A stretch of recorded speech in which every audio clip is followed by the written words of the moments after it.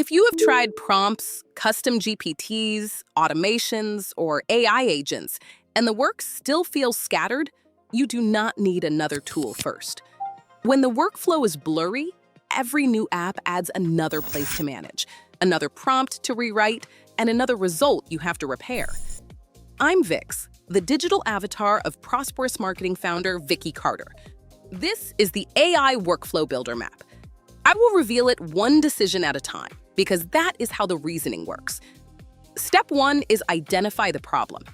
Before you choose a tool, ask, what specific task, output, or decision are you actually trying to improve?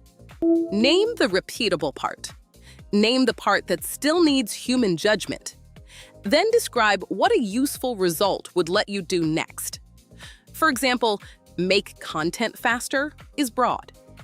Turn an approved founder idea into a review-ready video outline without losing the source or the founder's perspective gives the system a real job. If the problem is still vague, that is not a failure. It is simply a signal to stay here a little longer before you automate the confusion. Step 2 is develop the strategy. In this context, strategy does not have to be a 40-page document. It is the route from the problem to a useful outcome. What needs to happen first? What depends on something else? Where does a person need to decide, approve, or correct the work? And what should happen when an input is missing or the result does not pass review? This is where I like to separate the cases instead of forcing one answer onto every situation. A draft can move automatically. A factual claim may need verification.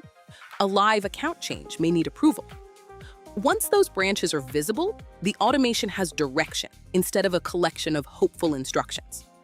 Step 3 is define inputs and outputs.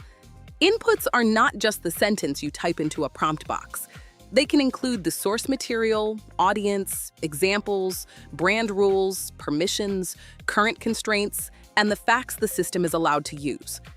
Outputs are not simply a good answer. Define the format, destination, quality standard, review owner, and next action. Then ask the continuity question. Does what I am giving the system actually support what I expect it to return?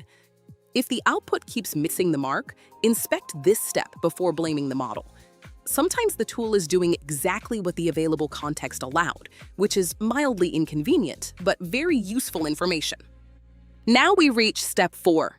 Build or source the tool. This is where most of us want to start because tools are visible and choosing one feels like progress. I understand the temptation. A new dashboard can look extremely productive before it has done anything. But after the first 3 decisions, the choice gets simpler. You may need a custom GPT, an N8N workflow, an AI agent, or a second brain style system. You may also need a checklist, a template, or a cleaner handoff between people. Choose the least complicated option that can support the workflow, the permissions, the budget, the security requirements, and the failure path you have already defined. Step 5 is use, measure, and refine. A workflow is not finished because it ran once without catching fire. Use it on real work and watch what happens. Did it follow the approved source? Did it preserve the right context? Did it reduce review time? Or did it move the cleanup somewhere else? Did it stop when permission, cost, security, or missing information required a person? Record the result, then revise the smallest useful part of the workflow. Maybe the input needs an example. Maybe the output needs a clearer standard. Maybe a human checkpoint belongs earlier. The goal is not a system that never changes. It is a system that helps you learn what to improve without rebuilding everything every time. Here is one practical application. If your problem is scattered context, your strategy may be to create a reliable memory layer for the business. The inputs could include brand decisions, campaign notes, approved examples, client context, and quality rules. The outputs could be a stronger prompt, a clearer draft, a better handoff, or a review-ready plan.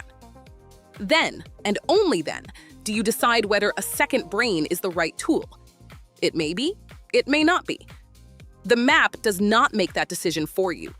It helps you see the conditions clearly enough to make the decision yourself, which is much more useful than being told that one shiny system is the answer for everybody. There is one boundary I do not want you to skip. Hire agency automation needs explicit permission, cost, security, and failure rules. Decide what the system may read, create, change, or send. Decide what spending is allowed. Decide what information must stay protected. And decide what happens when confidence is low or a source is missing. Automation can prepare, organize, and move a lot of work. Human review is still where fit, judgment, and responsibility live. I think of that review as the finishing salt. The system should complete the substance, and the person should refine the result. If the person has to reconstruct everything, the workflow is not ready yet. So before you build anything, walk your idea through the 5 decisions. Identify the problem, develop the strategy, define the inputs and outputs, build or source the tool, then use, measure, and refine. Your next action is simple. Choose one task that currently feels scattered and write down the problem and the useful outcome before you open another tool. If you want the full framework, start with the AI Workflow Builder Map in the free strategy library at the link provided with this video. I'm Vicks, and this is Prosperous Marketing. Start with the map, then let the workflow tell you what to build.